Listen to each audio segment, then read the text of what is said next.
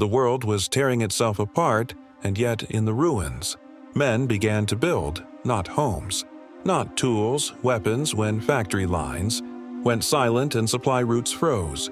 Under enemy fire, soldiers turned to whatever lay within reach: glass bottles, pipes, bicycle chains, even kitchen tins. What they lacked in steel and precision, they replaced with imagination across battlefields. From the Arctic to the Pacific, ordinary hands became blacksmiths. Of survival, crafting, death from debris, a broken bottle became a grenade, a pipe became a gun. A fuel can became fire itself. War stripped everything away, except the need to fight back. In that desperate ingenuity, something remarkable happened. Junk became power. These weren't laboratory weapons, they were battlefield inventions born from hunger, courage, and sheer will to live. By 1943, both sides of the war were running on fumes, supply chains were shattered, factories lay in rubble, and frontline units often went weeks without resupply. Ammunition was rationed, vehicles sat useless, drained of fuel, but soldiers didn't stop fighting. They adapted in bombed out cities and frozen forests. War became less about technology and more about creativity. A tin of fuel, a shard of glass, a handful of nails. These became the raw materials of survival. In Europe, resistance fighters built weapons in secret basements, guided only by whispers and sketches, smuggled across borders.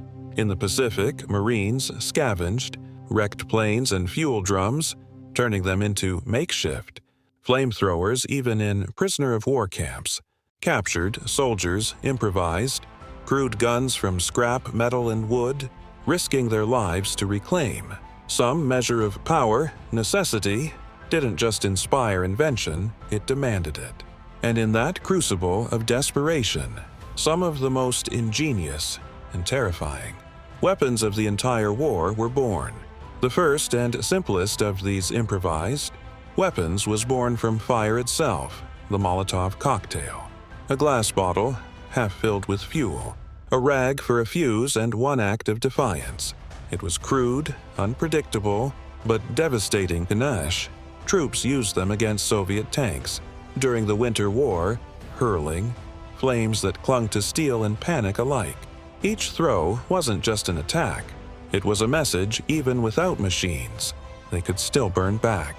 Then came the trench pipe gun, built from little more than plumbing tubes and raw nerve in resistance hideouts. Across occupied Europe, fighters welded scrap metal into single shot. Shotguns, they had no rifling, no safety, and often no second chance. Yet in ambushes and escapes, those handmade barrels gave ordinary people the power to fight again. And when grenades ran out, soldiers made their own. They stuffed tin cans with nails, bolts, or scrap iron, sealing them around salvaged explosives. The result was crude shrapnel, chaotic, terrifying, and lethally effective. Each of these weapons shared one truth: perfection wasn't the goal, survival was. They weren't built in factories.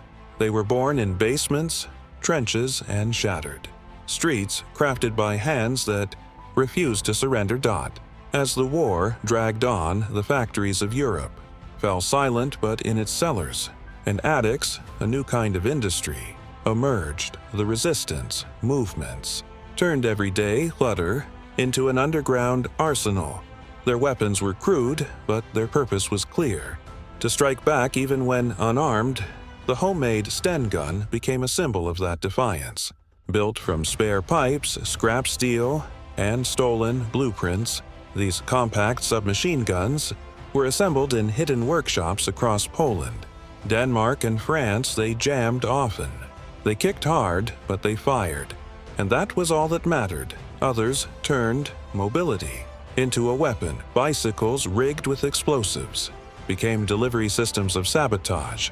A harmless bike, chained to a postcode hours later, tear through a patrol with a single spark, and on spike traps at door bombs Nagawa sa wood, nails at fishing line. Simple, silent, deadly, ang isang tripwire ay maaaring tumakbo sa buong squad o pilitin ang enemy troops na tumakbo sa bawat doorway.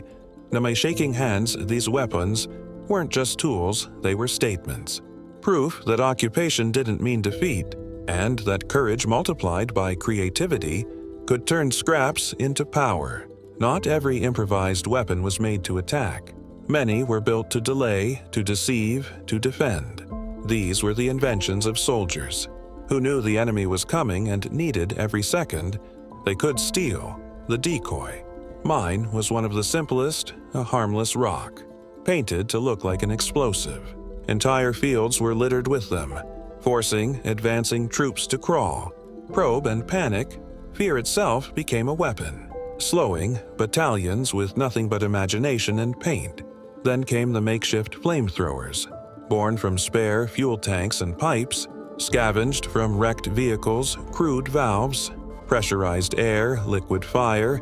They were unpredictable, often more dangerous to the operator than the target, but in close combat, they turned alleys and bunkers into infernos. Finally, the masters of deception perfected. Booby-trapped radios and suitcases, a feminine object left behind in retreat, became an invitation to death. A radio that exploded when switched on, a briefcase that detonated. When lifted, it was warfare by illusion, a cruel genius that blurred the line between safety and peril. These improvised defenses weren't built to win wars. Outright, they were built to buy time, to level impossible odds, and to remind the enemy that even surrounded by ruin, ingenuity could still strike back. Behind the chaos of these handmade weapons lay a quiet kind of logic, the science of survival. Every successful improvised device abides a few simple principles: pressure, combustion, leverage, and fear. You didn't need a degree in engineering to understand them. Instinct and necessity did the math. A bottle of fuel worked because fire needs oxygen and a container to hold it. The Molotov's genius was in timing that release. The pipe gun used pressure trapped behind a bullet to create force. Even their humble nail bomb relied on a single rule of physics: metal shards moving faster than the human eye. These soldiers weren't scientists, but they understood nature's language: energy, motion, and consequence. Improvisation thrives where perfection fails. Factories could be bombed, blueprints stolen, but creativity couldn't be destroyed. The same mind that turned junk into weapons is the same kind that turns scrap metal into art, or disaster into invention. Modern engineers still study these crude designs for one reason: they worked. Not because of technology, but because of simplicity. When stripped of tools, training, and time, these soldiers rediscovered the raw mechanics of the world. It wasn't about power or precision. It was about understanding how things break, burn, and explode, and turning that understanding into survival. Long after the guns fell silent, the spirit of those improvised warriors remained. Their inventions weren't monuments of steel or strategy, they were testaments to human will. Every broken pipe turned into a gun, every bottle filled with fire, every decoy mine painted by hand carried the same message. Even stripped of everything, people still fight back with their minds. That spirit lives on far beyond the battlefield.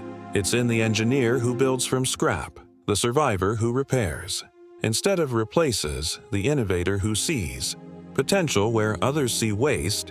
These soldiers proved that creativity can be more powerful than any weapon forged in a factory. In the end, their legacy isn't destruction, it's resilience. Because in war, as in life, the tools you build with your hands will fade, but the ideas you build with your courage, those endure forever.